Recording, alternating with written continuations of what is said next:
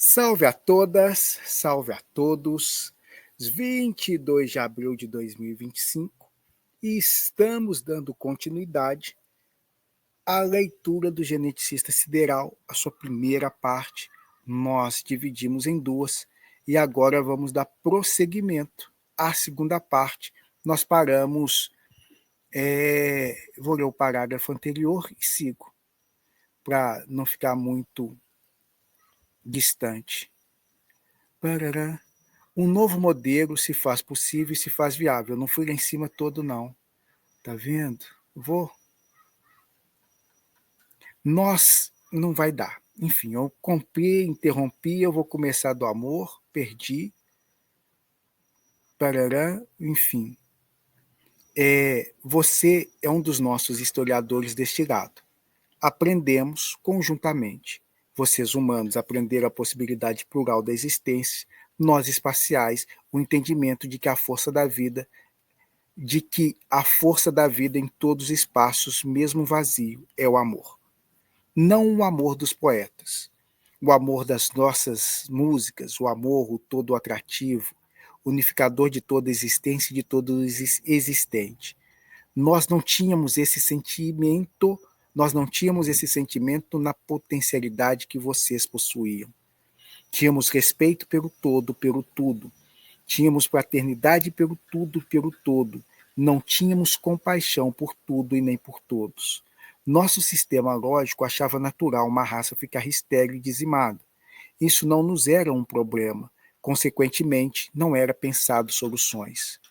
Você é um que está aí, um dos que, por muitas vezes, lutou para que os humanos seguissem o seu curso, o seu rumo, e que não interferíssemos nas escolhas deles de se fazerem, se tornarem o que querem. Compreendeu-se, amou, se entendeu. O conhecimento de vocês os ajudou. A liberdade do planeta Terra abriu horizontes infinitos para outros quadrantes e galáxias. Vocês são os nossos hobbits.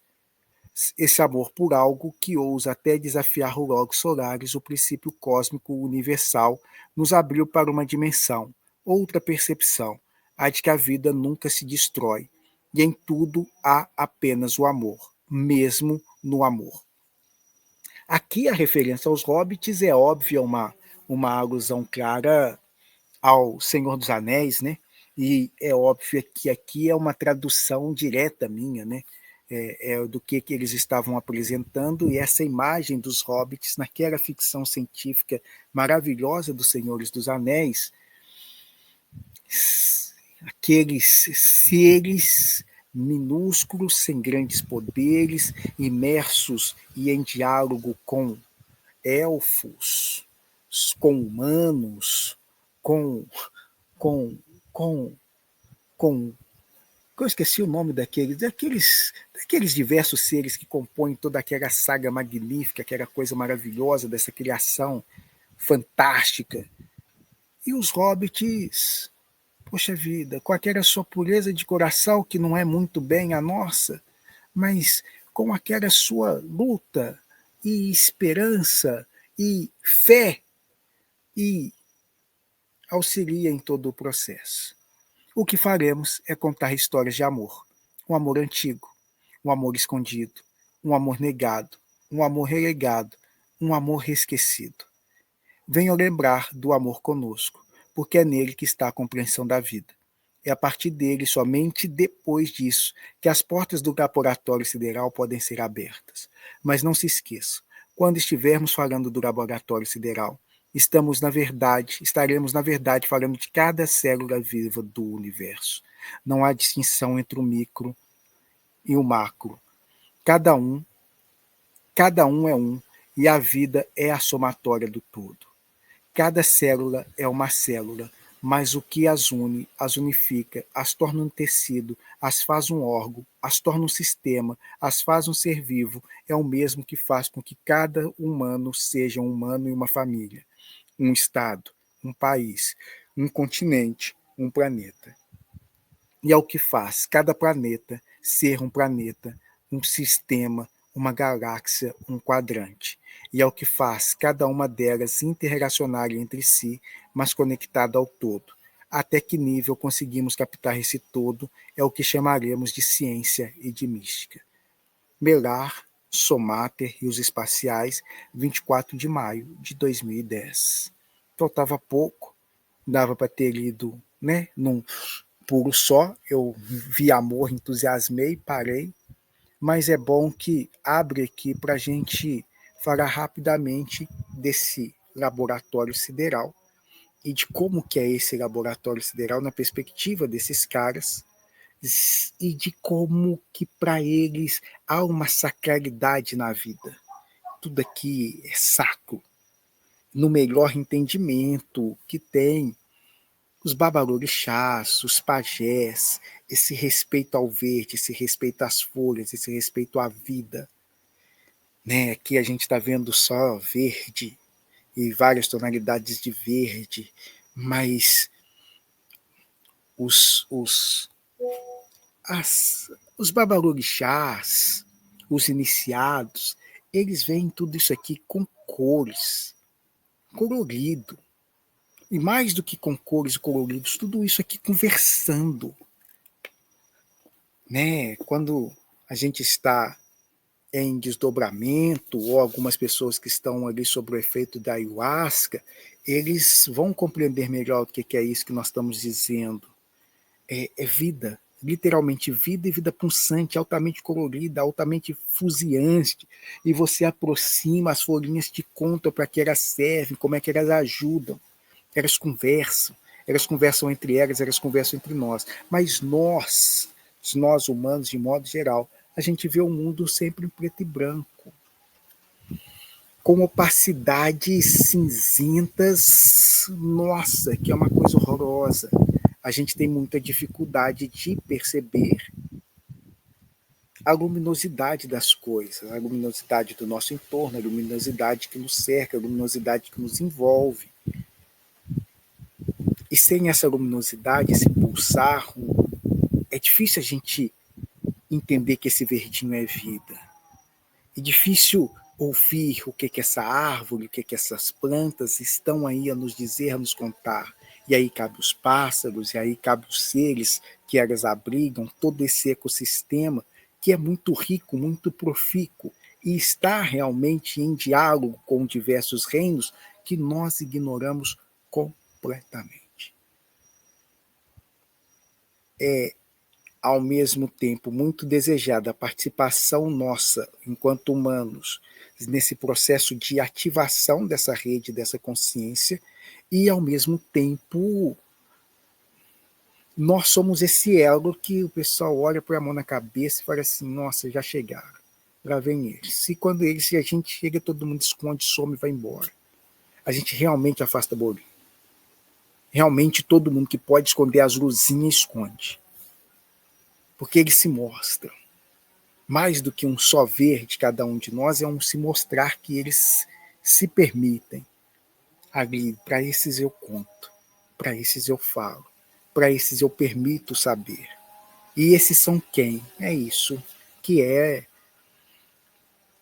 as grandes questões, porque não é uma questão de estudo, não é uma questão de perguntar qual é o nome científico da gramínea. O menino está aqui brincando e ele está vendo, e você não. E aí está passando um ser aqui, e você não está vendo. Eles se apresentam, eles se mostram, eles se escondem também. Enfim, não é uma questão só do meu querer, da minha vontade, eu quero, eu quero, eu quero. Na maioria das vezes não tem nada a ver com o seu querer, e nem com o nosso querer. Estou aqui pensando nos processos iniciáticos. Eu quero iniciar o João. Poxa, João é um cara bacana, João é um cara ético, João é um cara legal, João é um cara dedicado, eu quero iniciar o João. Mas aí você solta o João aqui e ele está esforçando, ele está querendo, ele está desejando, ele está buscando nada. Aí vem um gado despirocado, maluco, doido, que você não quer nem ver, nem ficar perto. Aí ele está vendo. Vocês estão conversando com ele. Aí você tem que trocar. Você queria era com o João. Mas tem uma coisa maior que está chamando, é o Pedro. E o Pedro não quer nada disso, gente. Pedro não quer nada disso. Pedro está em outra. Quer fazer outras coisas. Mas tem uma força maior que o arrasta, que o chama, que o coloca no caminho. E é assim que é. E é para ele, com ele, basicamente, que o processo da iniciação vai perpassar e vai ser feito, vai ser realizado. É mais do que um escolher, é um ser escolhido. E aqui não é escolhido nesse sentido de não, velho, porque isso de fato nem sempre é tão bom quanto a gente ou os outros pensam. Alguns gostariam realmente de estar fazendo muitas outras coisas e não vão poder. Mas eu quero, não vai poder, irmão. Não vai. Será como é que é isso que nós não, que vocês fizeram, que vocês assinaram? Outros caminhos, outras questões. Bom, geneticistas é isso. Deu tempo de gravar. A luz aqui, linda, maravilhosa, a luz mais linda do mundo. Eu fico aqui rememorando os queridos amigos impressionistas, né? E como eles faziam essa brincadeira de captar a luz e pintar o mesmo cenário em diferentes momentos. E de como que isso dialoga lindamente com a teoria da relatividade do nosso irmão Einstein. Essa sensibilidade que paira no ar e que cada um vai decodificar o seu jeito, a sua maneira. Né? O impressionismo, uma corrente artística das mais lindas e sensacionais, com caras muito poéticos, muito pulsantes, né? Essas cores que eles ficavam vendo em tudo, a gente acha que eram só as cores das folhinhas, não, eles realmente, alguns deles estavam vendo mais cores mesmo que a maioria de nós. Eles estavam vendo esse verde uma tonalidade mais forte do que nós. E nesse diálogo com a luz, com esse diálogo com as cores, e no diálogo com essas coisas, o outro vai lá e faz uma fórmula científica de um rigor, de uma precisão, uma elegância estonteante, né? Energia, massa. A fórmula é a fórmula mais simples, é uma das fórmulas mais simples que nós temos na física e é uma das fórmulas mais simples que temos da física e é essa simplicidade revolucionária com que esses caras conversam conosco. Olha, vocês dividem ainda, vocês estabelecem dicotomias entre energia e matéria, mas é uma coisa só, tá? É uma coisa só. Esse seu parado e esse movimento, esse referencial que você vai utilizar, altera todo o cenário, altera todas as coisas, te possibilita novos entendimentos. Mas agora eu quietei mesmo, parei, porque não vai dar para andar muito com esses pensamentos, esses diálogos. Eu vou ficar aqui curtindo essa bela natureza, esse barulho dos ventos, essa canção de ninar. 18 horas é uma canção de ninar. Daqui a pouco tudo começa a dormir. Menos nós. Nós não. A gente não dorme nem dá sossego para ninguém. Mas a gente está acordado? Também não. Nosso auê é fazer bagunça. Nosso auê é esse. Beijo grande em todo mundo. Vamos cozinhando aí.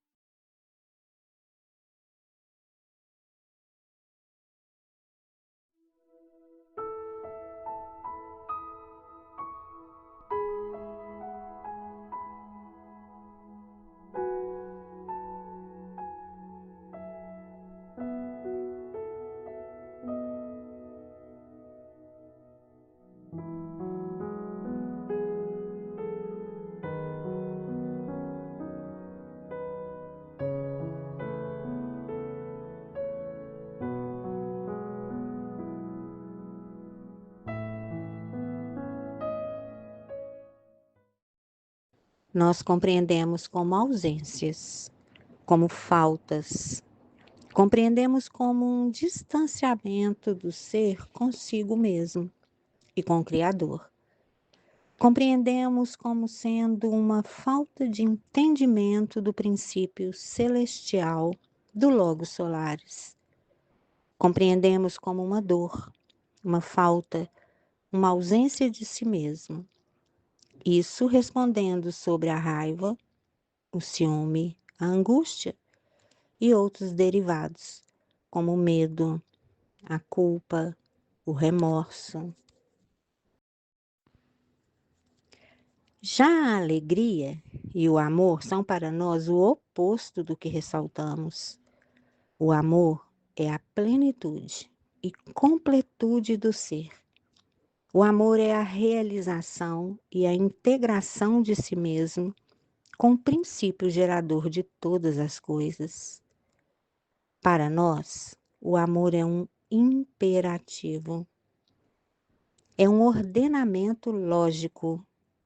Não sabemos não o sentir. Não conseguimos não o ter. Amar entre nós é uma destinação. Nós amamos. Não acreditamos e não sabemos realizar nada fora desse princípio inteligente e normativo. Fomos criados para amar. E é isso que o amor é para nós. Um princípio lógico, normativo, regulador de nossas ações e atitudes perante o cosmos. Entre vocês, há escolha sobre a gama de sentimentos, emoções, desejos que podem ter. Perdem-se neles, confundem-se e misturam-se neles. Podem escolher entre amar e não amar. Podem escolher entre amar e odiar. Em suma, os sentimentos são para vocês uma escolha, um leque de opções, um catálogo de escolhas que podem se servir de acordo com vossas pretensões, deliberações. Entre nós tudo é mais claro, mais definido e por isso mais encaixado, mais fundido. Nós não perdemos nosso laço com o Criador. Nós não nos esquecemos de quem somos. Entre vocês há muitas misturas, muitas fusões, muitas derivações, o que acaba ocasionando uma dificuldade maior de conceituação. Isso alarga o vosso repertório existencial, enriquece-o. Não é à toa que a maioria que experimenta as vicissitudes da encarnação no corpo humano se perde, se esquece, se dopa, se vicia nas emoções, nos desejos, nos sentimentos. E quando recuperam sua memória interestelar, se tornam mais ricos. Porque, por exemplo, passam a conhecer os sentimentos, no que eles têm de afecção significativa, e não somente um imperativo lógico. Compreendem os sentimentos como coloração, com intensidade, similar à água bebida por quem está com sede, com o corpo todo seco, e a água bebida por alguém para umedecer os lábios, e a água experimentada enquanto ideia, conceito abstrato para saciar a sede. É essa também uma das razões da nossa estada aqui. A troca, a partilha, o enriquecimento que vamos realizando, as peças que o Criador vai nos dando para aprofundarmos ainda mais o entendimento de sua complexidade.